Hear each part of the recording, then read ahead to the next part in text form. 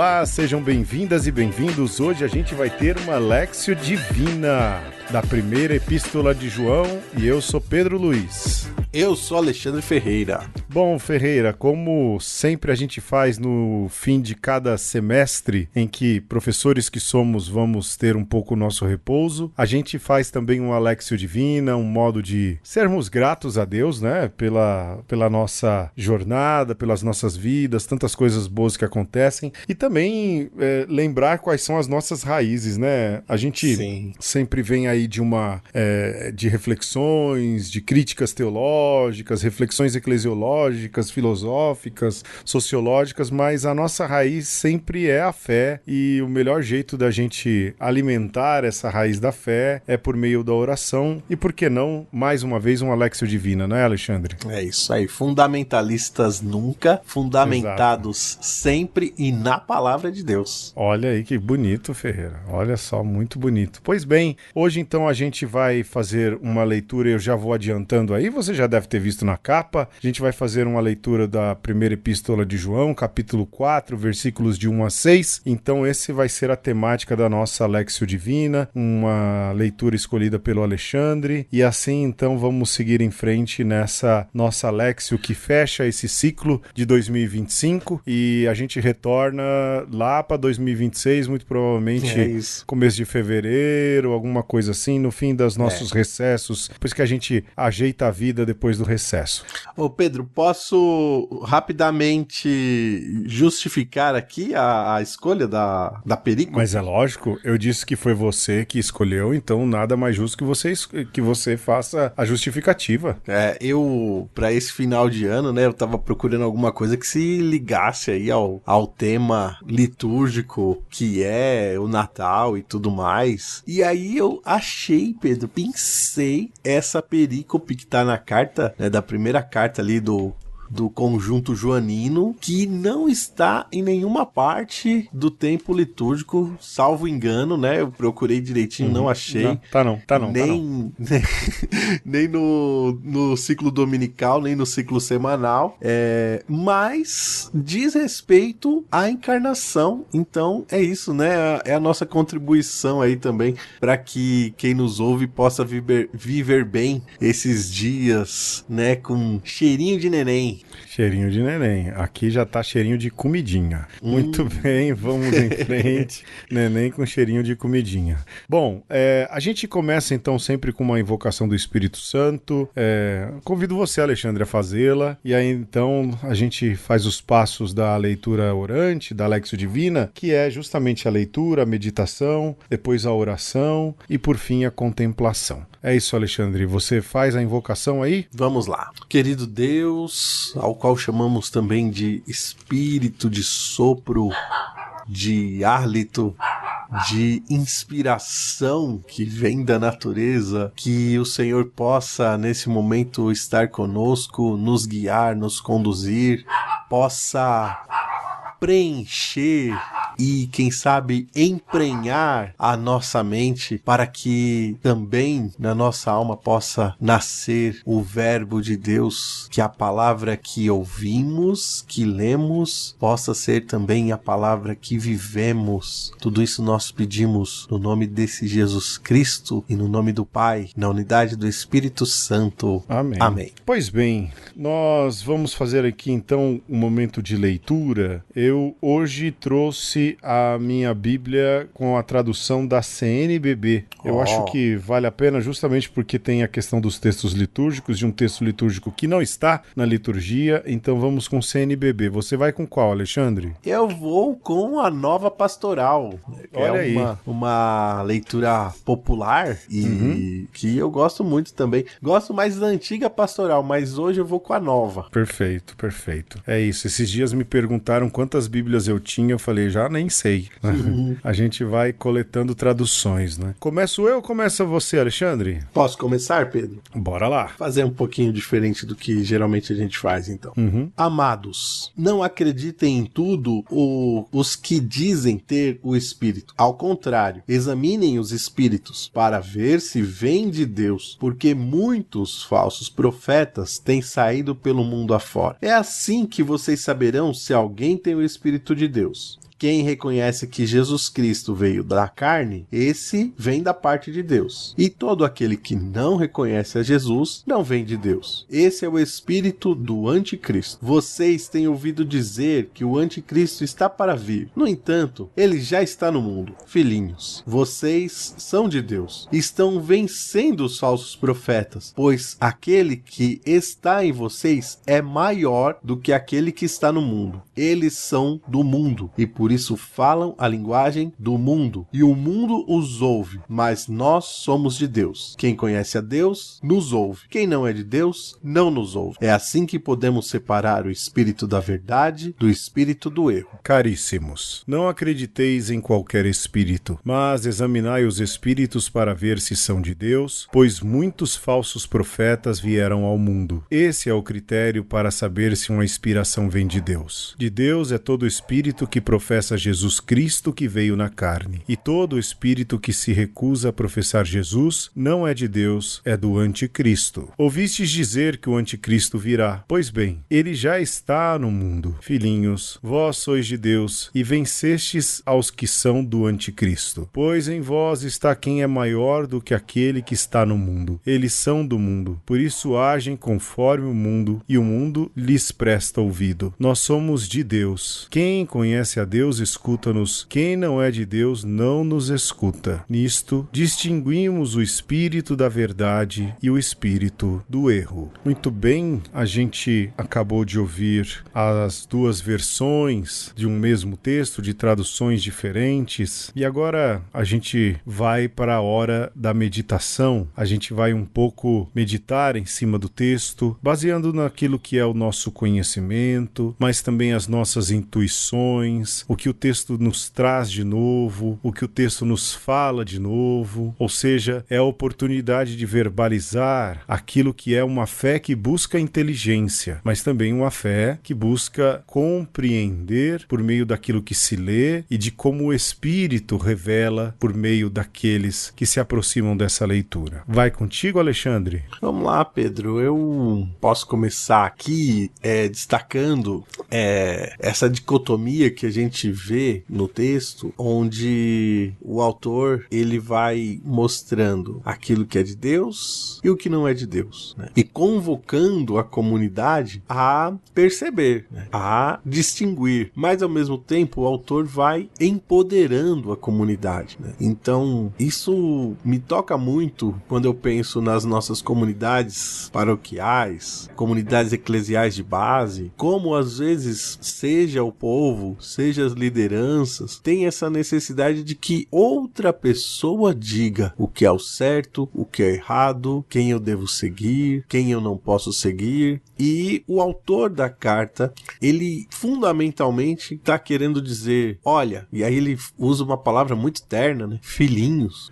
Filhinhos, vocês são capazes, né? Tá aí, a bola tá no pé de vocês. Então, antes de mais nada, é preciso que vocês tenham essa clareza de quem vocês são. E é possível sim distinguir o certo e errado, a luz das trevas, o mundo de Deus. E aí todo o resto é uma forma de também dizer a nós, né, como é que a gente pode discernir aí, né? E aí usa a palavra espírito, que pode ser de certa maneira mal interpretada, mas aqui tá muito bem interpretada, né? Tá muito claro do que São João quer dizer com espírito.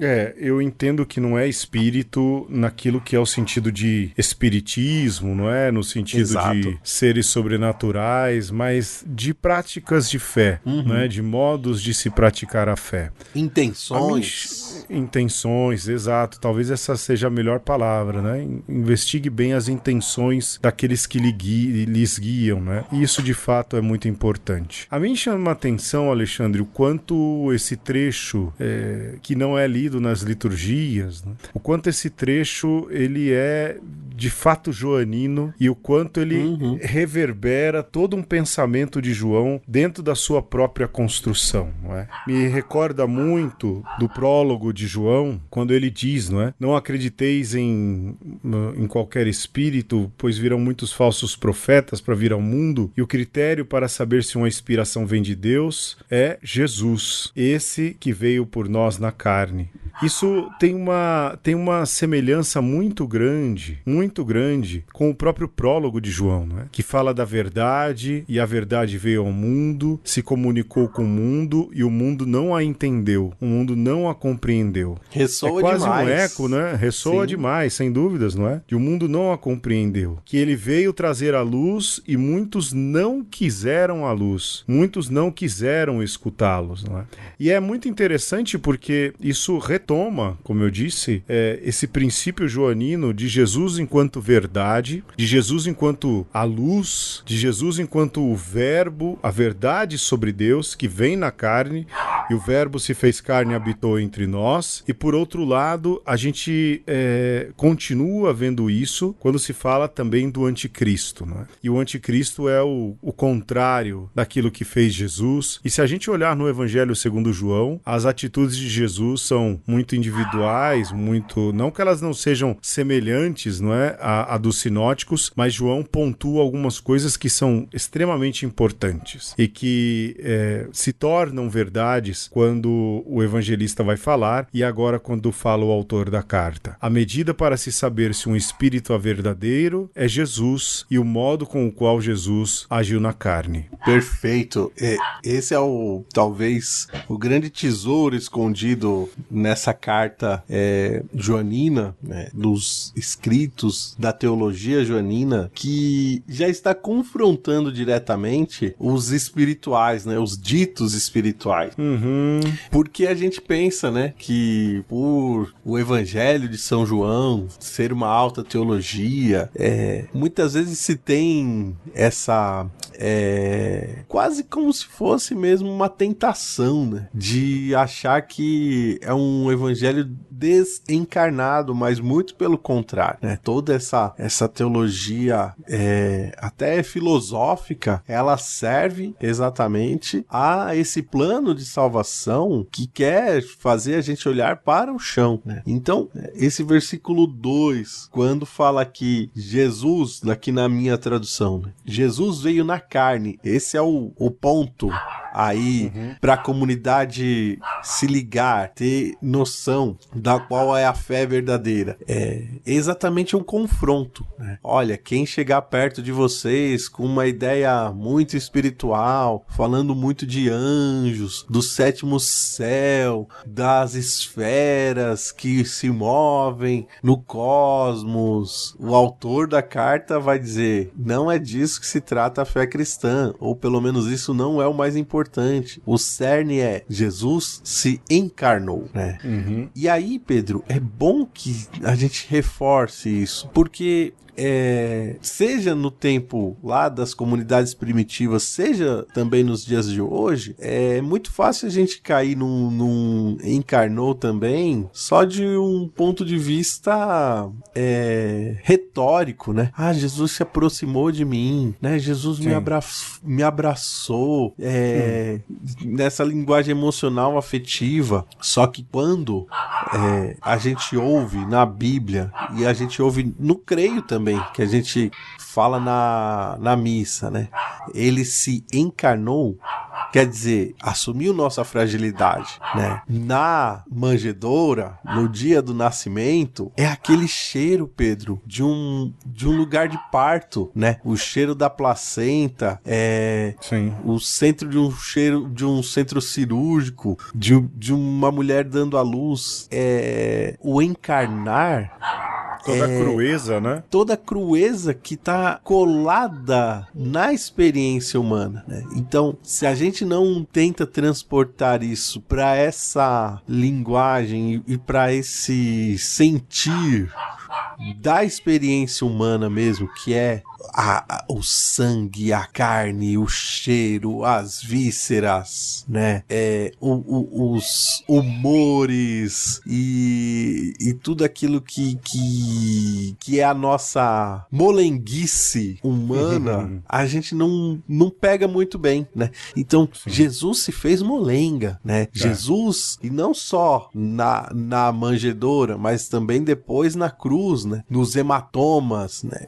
Esses dias eu achava engraçado, via um pessoal comentando do roxo na liturgia. O roxo na liturgia é o roxo de uma carne que tomou uma porrada, né? É o Jesus Cristo na cruz.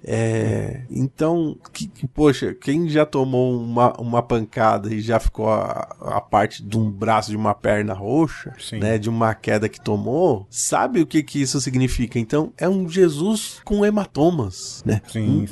Um Jesus espancado. E então o autor da carta tá falando: para de olhar para esse Jesus brilhante, para de olhar para esse Jesus com um halo dourado na cabeça e olha pro Jesus chagado, olha pro Jesus envolto em faixas no coxo dos animais. É desse Jesus, é esse Deus que a gente adora. Exato.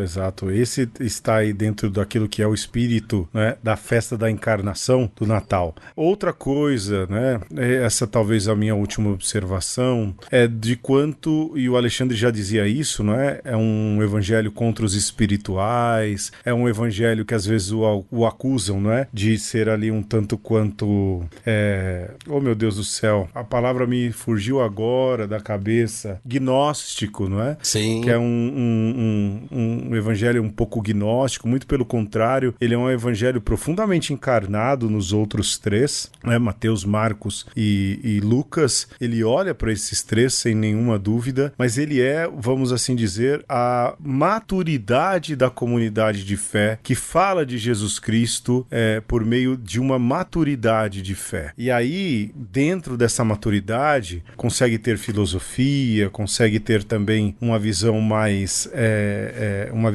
madura, consegue ter uma visão mais pé no chão, como diz o Alexandre, não é? Lembrando do menino que está envolto em faixas, que, como diz a música do Padre Zezinho, que vai nascer e que vai morrer e que vai nos libertar, não é? Sempre lembrar disso. E esse evangelho e esse trecho da carta, não é? Dessa obra joanina, ela está permeada por essa realidade de plena maturidade de fé. Quem a lê lembra de João, e quem lembra de João lembra que o conjunto desse evangelho é um evangelho de maturidade, de uma comunidade que já caminhou, que já vem caminhando, que já enfrentou seus desafios, que já viu uma Jerusalém destruída, que já viu a passagem de Paulo, que já viu o martírio de muitos dos cristãos, que viu a perda de Pedro, que provavelmente viu a perda de muitos outros apóstolos, não é? E, de repente, precisa fazer uma reflexão de fé mais madura diante de tantos desafios e dificuldades. Esse trecho é mais uma revelação disso, dessa maturidade de fé. E é uma teologia rica e bem construída, uma reflexão rica e bem construída, que só um cristão na maturidade de fé, de um caminho autêntico com Jesus, é de fato capaz de dizer. Ele não é o discípulo amado só porque era amado por Jesus, mas era o discípulo amado porque esteve com Jesus até o martírio da cruz. Esteve lá ao seu lado. É amado porque caminhou mais perto de Jesus. E por isso lhe garantiu uma amizade mais profunda, e por uma amizade mais profunda, garantiu a ele uma profundidade de reflexão teológica, uma maturidade de fé. Pedro, quando você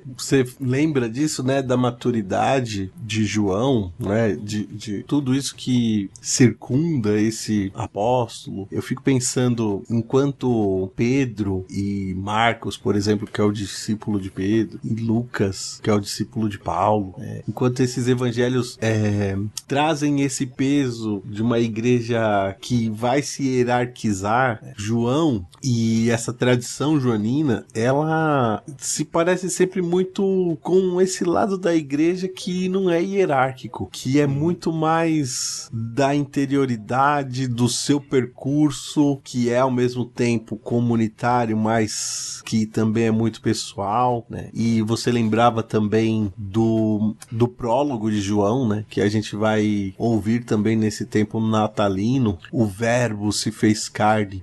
E nessa própria perícope que a gente ouve hoje, tem essa coisa dos desatentos, né? Quem ouve e quem não ouve. O Pedro já explicou isso pra gente outras vezes. Abaldire, aquele que tem a capacidade de ouvir é o que tem a capacidade de obedecer, mas não do ponto de vista hierárquico, mas quase como se você precisasse sintonizar na frequência do verbo para poder ouvir o verbo. E o verbo está aí. Muitas vezes a gente está desatento e não ouve. E muitas vezes a gente sintoniza e agora sim, né? Porque o logos, essa palavra que pode ser traduzida por verbo, mas também por pensamento, mas pode ser traduzida também por esse reverberar, né? Por essa energia sonora que perdura. E aí, Pedro, quando eu tava olhando lá um texto pra gente ler no começo de conversa, eu lembro que me chamou muita atenção,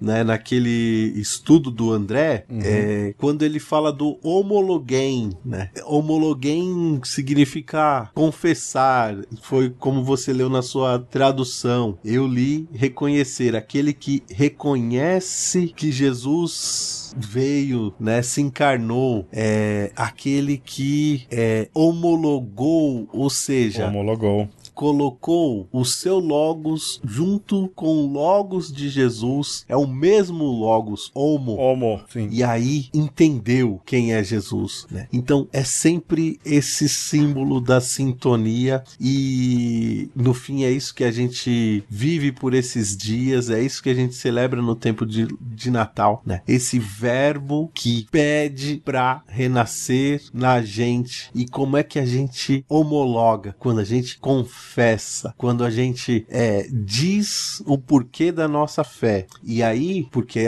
não pode deixar de ser assim, se a gente não é do anticristo, se a gente não é do mundo, ou seja, não é do sistema, a gente então é chamado a, estando homologado por Cristo, olhar essa realidade, olhar para os que sofrem com o olhar que Cristo olharia, né? É assim que a gente reverbera o Natal. É quando a gente consegue, a partir dessas vivências, né, dessas celebrações do Deus que se faz homem, olhar para os outros homens e para as outras mulheres com um olhar de ternura, enxergando o próprio Cristo no chagado, no desvalido, no que precisa de cuidado, no que precisa de um carinho, no que precisa de uma atenção.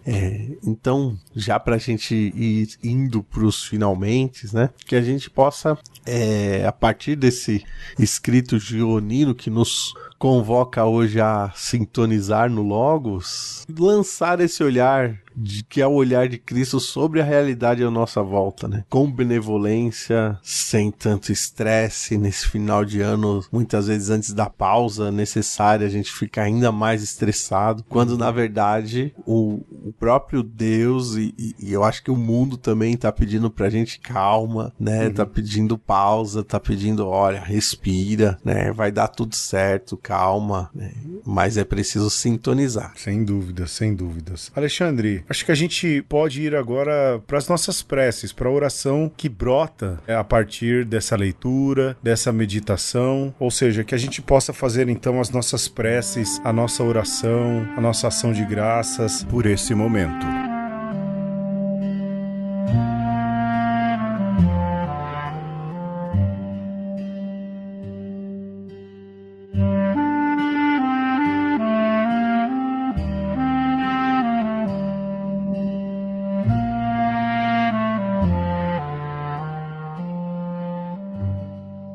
Bom, as minhas preces, Alexandre, elas vão muito na linha daquilo que eu meditei. Então, a primeira coisa que peço dentro desse apelo que João faz para que a gente possa discernir os espíritos é que de fato a gente consiga discernir quando Deus fala conosco, os apelos de Deus no nosso tempo. Que nós possamos entender, discernir, essa é a palavra. Todas as vezes que o Senhor nos interpela, seja na vida pessoal, na vida de casa, seja na vida fora, na vida em comunidade, na vida em trabalho, em muitos momentos, em muitas formas, o Senhor nos interpela. E que a gente possa reconhecer de verdade quando esse que nos chama, esse que nos atravessa, esse que nos interpela, e eu já venho repetindo muito essa palavra, que a gente possa verdadeiramente reconhecer. E mais do que isso, que a gente não seja enganado por ilusões acerca de Deus, por ilusões acerca do reino, por ilusões de outros acerca daquilo que pode ser uma descrição sobre Jesus. Que a gente consiga vê-lo, entendê-lo, reconhecê-lo, para que dessa maneira possamos viver com autenticidade esse período que se aproxima. Amém. Amém.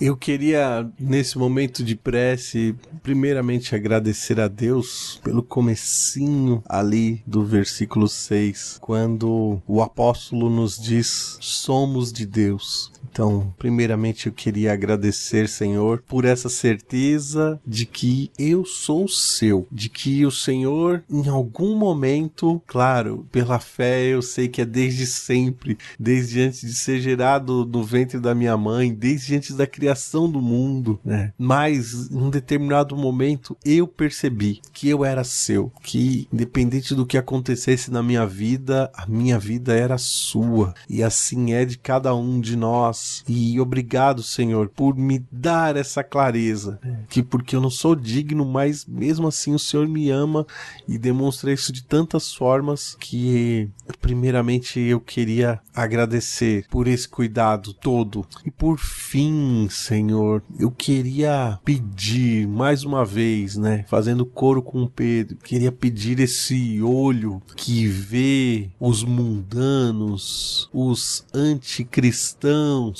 que até se utilizando da fé, ferem, matam, maltratam, desviam, enchem as pessoas de espírito de erro, desviam as pessoas do seu espírito. Que o Senhor nos dê a mim, dê ao Pedro, dê às pessoas que eu amo, esse olhar certeiro, nessa capacidade de discernimento, de perceber: opa, esse é malandro, no mau sentido, esse é anticristão e não é cristão de fato. E que assim, com essa lucidez, nós possamos ser também proféticos, possamos inocular esse veneno, porque isso também depende da gente, é ao que nos cabe, é a parte que nos cabe, nesse Natal de 2025, nesse 2026 que já vai começar. Cabe a cada um de nós também tentar homologar, seguir no mesmo logos de Cristo e contagiar as pessoas com a luz e a força desse verbo que vai ressoando pelo universo e vai colocando tudo no eixo. Assim acreditamos desde sempre, mas de uma maneira muito especial, quando aquele menininho chorou num coxo de animal lá em Belém, quando a mãe dele não tinha uma porta para abrir, para abrigar,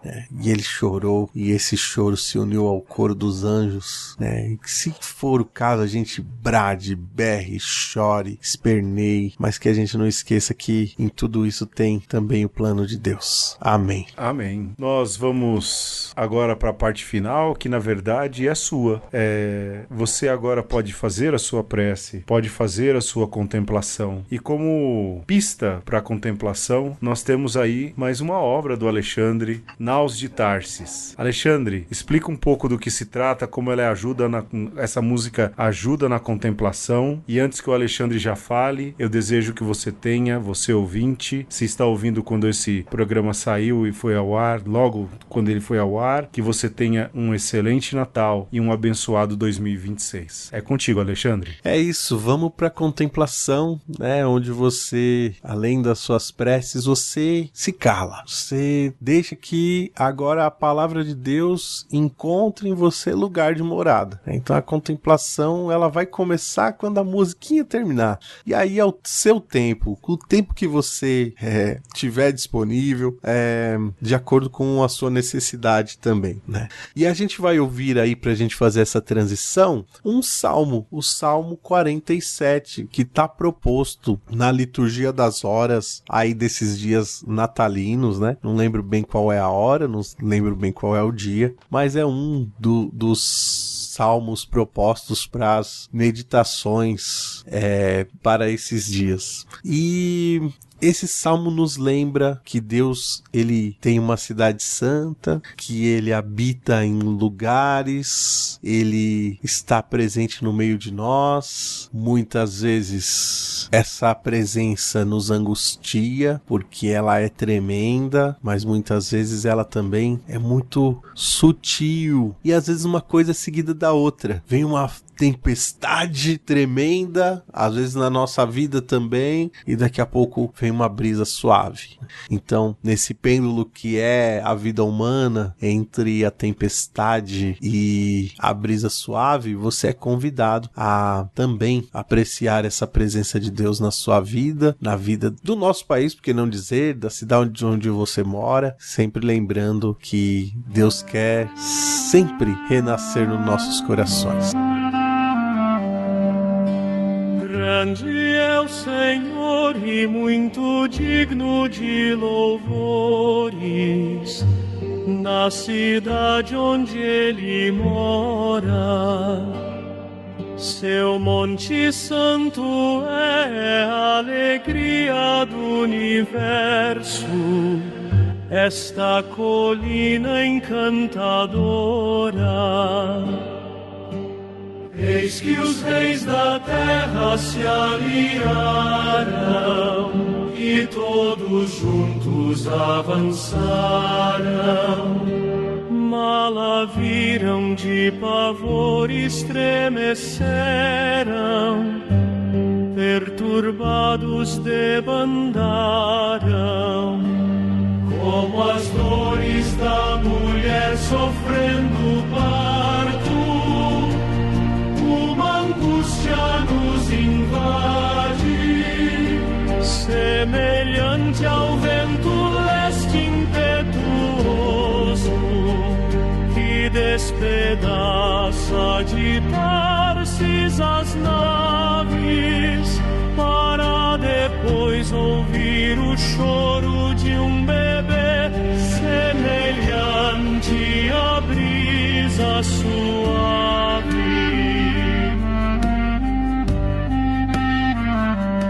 Como ouvimos dos antigos, contemplamos, Deus habita esta cidade, a cidade do Senhor onipotente, que Ele aguarde eternamente. Recordamos, Senhor Deus, vossa bondade, em meio ao vosso templo. Com vosso nome vai também vosso louvor, até onde se funde mar e firmamento.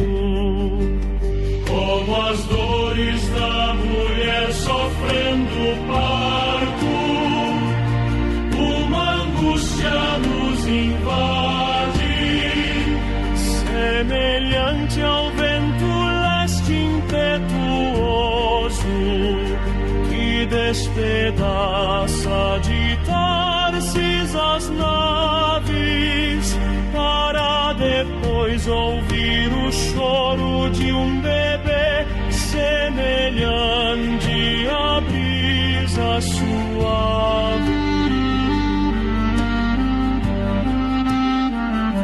Nossa direita está repleta de justiça. Exultemos com vossos julgamentos. Fazei a volta ao seu redor. Observai com atenção seu fundamento,